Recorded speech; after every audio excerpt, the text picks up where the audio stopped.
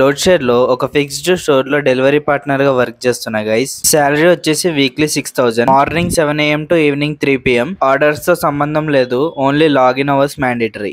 మనకంటే ముందు వచ్చిన డెలివరీ పార్ట్నర్ కి సెన్సోడైన్ టూత్ పేస్ట్ ఆర్డర్ పడింది. చల్లగా ఏమన్నా తింటే పళ్ళల్లో జివ్వన్ అవుతుందేమో పాపం. నరాల్లో లవ్వు గివ్వు జివ్వు పుడుతుంది, పెడాల్లో నవ్వు కెవ్వు పువ్వైపోస్తుంది. నైట్ స్టోర్ క్లోజ్ అయ్యాక ఆర్డర్ పెట్టుకున్న కస్టమర్స్ అందరికి డెలివరీ ఎర్లీ మార్నింగ్ వెళ్ళిపోతాయి. స్టోర్ ఓపెన్ అవ్వగానే కొన్ని బ్యాక్ టు బ్యాక్ ఆర్డర్స్ ఉంటాయి. మనం తీసుకెళ్లాల్సిన ఐటమ్ వచ్చేసి బ్రిటానియా కుకీస్. ఇప్పుడు నువ్వు ఏమన్నా? మన కుకీ బిస్కెట్లు రెడీగా ఉన్నాయి, సంచిలో పెట్టేసి మరీ ఇచ్చారు. ఒక పెద్ద బిస్కెట్ ప్యాకెట్, 2 చిన్న చిన్న బిస్కెట్ ప్యాకెట్లు. ఎలక్ట్రిక్ బండి పైన వర్క్ చేస్తా అని చెప్పా కదా గైస్, చూడండి ఇదే Bijli ride. 110 kilometers full charge వస్తుంది. ఐటమ్స్ తీసుకెళ్ళడానికి కూడా ప్లేస్ కన్వీనియంట్ గా ఉంది. ఫస్ట్ ఆర్డర్ కి 65 రూపీస్ వచ్చేసాయి. మినిమం బేస్ పే ఏమో 50 రూపీస్, లాంగ్ డిస్టెన్స్ అని 15 రూపీస్ ఎక్స్ట్రా. ఎందుకో తెలియదు కానీ నా లొకేషన్ సరిగ్గా అప్డేట్ అవ్వట్లేదు. స్టోర్ దగ్గర ఉన్నా కూడా అవుట్ ఆఫ్ జోన్ అనే వస్తుంది, కానీ ఆర్డర్ మాత్రం పడింది. ఐటమ్స్ వచ్చేసి పప్పు, మళ్ళీ ఉప్పు. రిటర్న్ మళ్ళీ స్టోర్ కి వచ్చే లోపు ఇంకో ఆర్డర్ పడింది. కస్టమర్ ఉప్పులో పప్పు వేసుకుని కూర వండుకుని తింటాడు. ఈ ఐటమ్స్ ఇచ్చిన బ్యాగ్ కి తగిలించుకోవడానికి లేవు, అవే తాళ్ళు ఉంటాయి కదా బండికి ముందెట్టుకోవడానికి.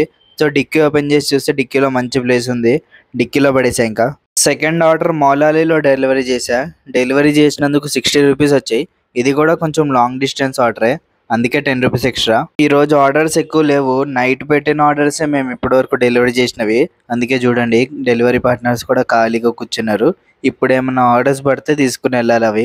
నాగరాజ్ అన్న మీ అందరికి హాయ్ చెప్తున్నాడు ఫ్రెండ్స్. ఎలాగో ఆర్డర్ పడలేదు కదా, ఖాళీగానే ఉన్నాను, టిఫిన్ చేస్తున్నా. టిఫిన్ చేసేటప్పుడు కరెక్ట్ టైంకి ఆర్డర్ వేసాడు.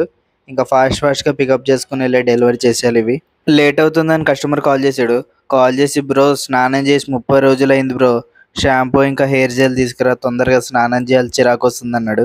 సర్లే, కస్టమర్ కూడా మనకులో పోవడానికి తొందరగా ఐటమ్స్ తీసుకెళ్ళిపోయా. ఈ ట్రాఫిక్ సిగ్నల్ వల్ల టైమర్ అయిపోయింది. ఇంకా 40 seconds ఉంది, నేను 2 kilometers వెళ్ళాలి. మన రెగ్యులర్ కస్టమర్ ఆర్డర్ పెట్టేసుకున్నాడు.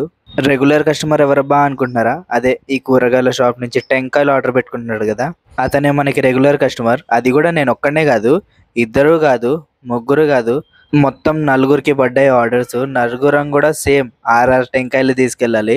సో నేనేం చేశా అంటే గైస్, నా టెంకాయల కవర్ కూడా ఒక అతనికి ఇచ్చేసా. నా బండేమో రోడ్ అవతల ఉంది, నేను అటు సైడ్ నుంచి వచ్చా కదా అని అటు పెట్టి రోడ్ దాటుకుంటూ వచ్చా. ఇంకా నేను రోడ్ దాటుకుంటూ ఫాస్ట్గా వెళ్ళిపోయా. ఫాస్ట్గా వెళ్ళిపోయి లొకేషన్ దగ్గరికి వెళ్ళి కాల్ చేశా. కాల్ చేసాక కస్టమర్ మెల్లగా వస్తున్నాడు.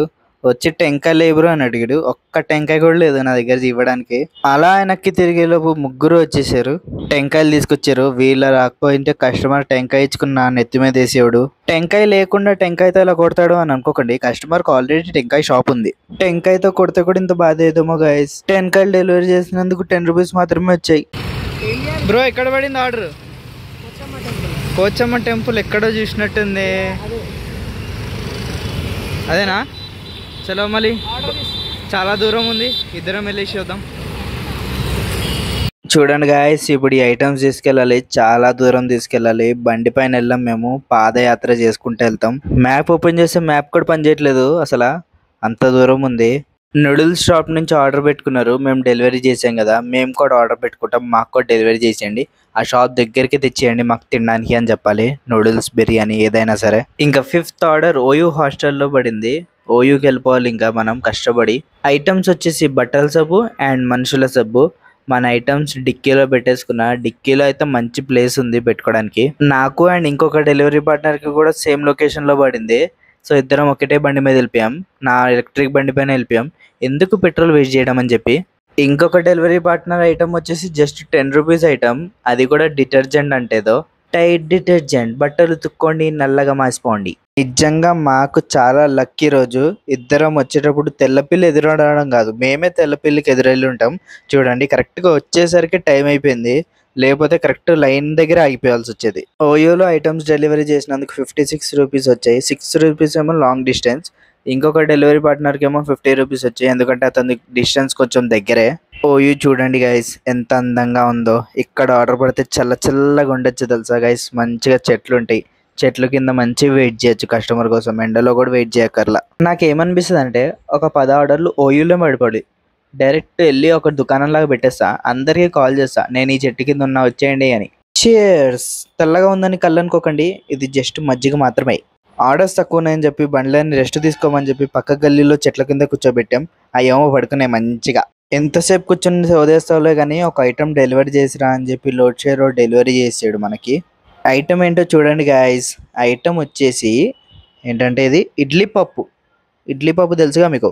ఇడ్లీ పప్పు సక్సెస్ఫుల్గా డెలివరీ చేసినందుకు మనకి 58 రూపీస్ వచ్చేసాయి.